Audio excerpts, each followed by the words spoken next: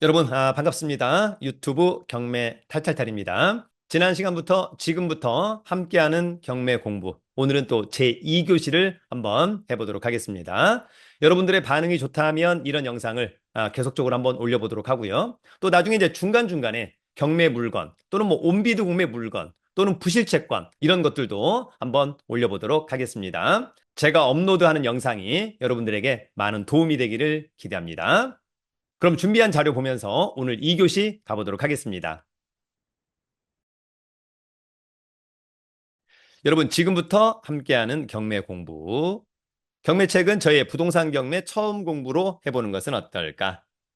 자, 우리가 여러분 경매 공부할 때 계속해서 반복적으로 경매 절차 중요하고 주택임대차, 상가임대차, 권리 분석, 명도 분석, 현장 분석, 가치 분석 이런 게 중요하구나.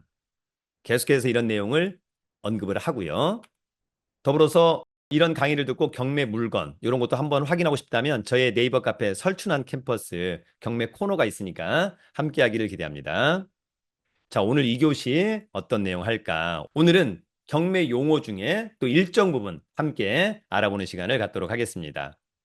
초보 경매 투자자, 경매 용어 중요합니다. 그래서 깔끔하게 한번 정리해 보도록 하겠습니다. 강제 경매, 임의 경매. 예전에 좀 오래된 얘기인데 어떤 방송국의 앵커가 경매 전문가한테 갑자기 대본이 없었나 봐요. 강제 경매와 임의 경매가 뭡니까? 라고 했더니 경매 전문가가 강제 경매는 강제로 하는 거고 임의 경매는 임의로 하는 거다. 저도 방송 듣고 있다 깜짝 놀랐던 그런 적이 있었습니다. 요것은 무엇을 가지고 경매를 했느냐에 따라 정의가 달라지는 겁니다. 쉽게 얘기하면 강제경매는 대표적으로 판결문이나 공정증서 이런 집행권원을 가지고 경매를 신청하면 그냥 그것이 강제경매인 것이고요. 임의경매는 대표적으로 근저당권 또는 전세권, 뭐 대부분 근저당권이잖아요. 그래서 근저당권을 가지고 경매를 신청하면 이것은 임의경매다.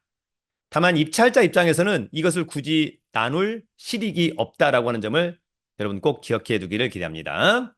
자, 더불어서 경매와 온비드 공매. 여러분 이제 경매는 채권 채무 관계가 있어서 채권자가 채무자한테 판결을 받았다거나 근저당권 가지고 있다거나 그래서 법원에다가 경매를 신청하는 것이고요. 이제 우리가 흔히 얘기하는 온비드 공매는 다양한 것이 있는데 그중에 이제 압류재산 공매가 대표적이다 보니까 그것은 세금을 체납한 사람의 재산을 온비드라고 하는 사이트를 통해서 매각하는 절차다. 이렇게 이해를 하면 좋을 것 같습니다. 제가 여러분 한국자산관리공사가 진행하는 온비드 강의를 제가 또 많이 맡아서 또 진행을 하는 부분이 있을 것으로 보입니다. 항상 가장 공신력 있는 강의를 지향하도록 하고요. 캠코가 진행하는 온비드 공매 가장 또 매력적인 재테크 수단 중에 하나다 이렇게 이해하면 좋을 것 같습니다. 자, 더불어서 경매 개시결정 기입등기.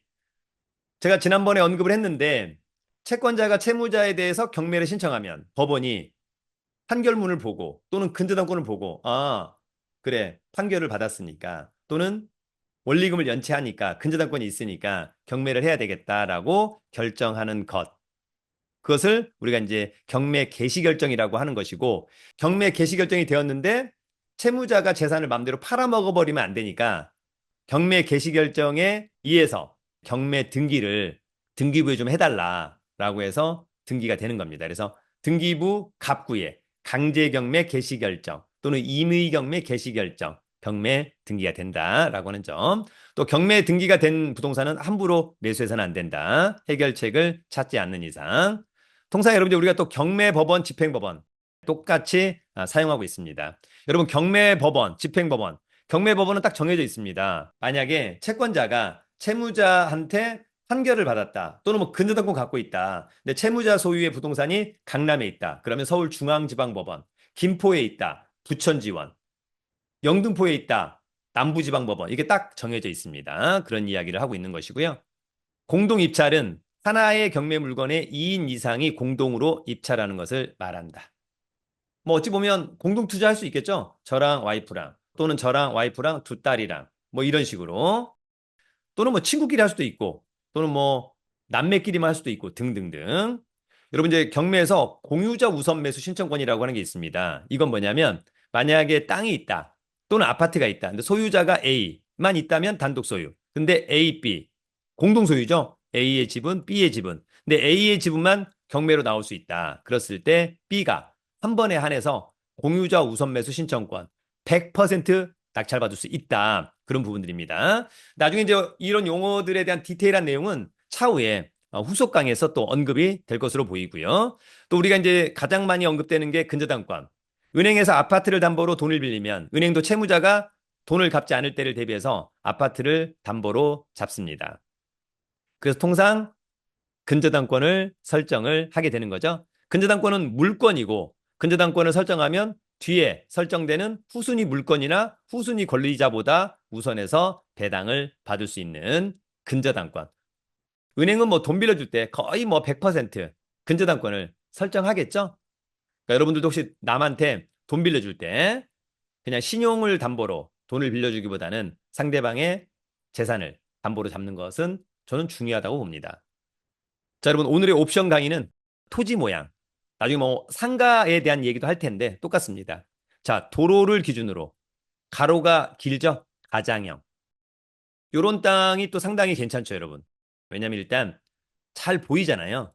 그런 측면에서 가로 장방형 상당히 좋아하고 세로 장방형은 가로보다는 세로가 길다라고 하는 부분이죠. 요것을 우리가 세로 장방형, 일명 세장형. 요것도 뭐 그렇게 나빠 보이진 않습니다. 도로를 기준으로 정사각형, 정방형도 상당히 좋습니다. 사다리형도 어때요? 괜찮죠? 조금 좋지 않은 모양은 부정형이나 자류형입니다. 특히 부정형 같은 경우 도로에 접한 부분, 물론 여러분 자류형 같은 경우도 이게 만약에 뭐 폭이 한 10m다 또는 10m 이상이 된다라고 한다면 뭐 나쁘지 않습니다. 근데 이제 요게 뭐 한 3m밖에 되지 않는다. 그러면 좀 불편한 그런 부분들이 있는 거죠. 그래서 이제 그럴 때는 차라리 여기에 대한 소유권자가 있다면 요 땅을 매수하는 것도 하나의 좋은 방법이 될 수 있겠다. 저는 그런 생각을 해보기도 합니다. 여러분 이제 오늘은 경매 용어 중에 일부분, 다음에도 또 경매 용어가 나올 텐데요. 거기다가 토지 모양 이런 부분들도 함께 공부해 보았습니다. 여러분 항상 강의는 자신감을 갖고 따라와 주는 것이 중요할 것으로 보이고요. 추후에 제가 운영하는 학원에서는 뭐 많은 강의도 있습니다만 강사를 키우는 강사반도 한번 운영해 볼 생각입니다. 나중에 또 기회가 된다면 함께 하기를 기대합니다. 유튜브는 경매 탈탈탈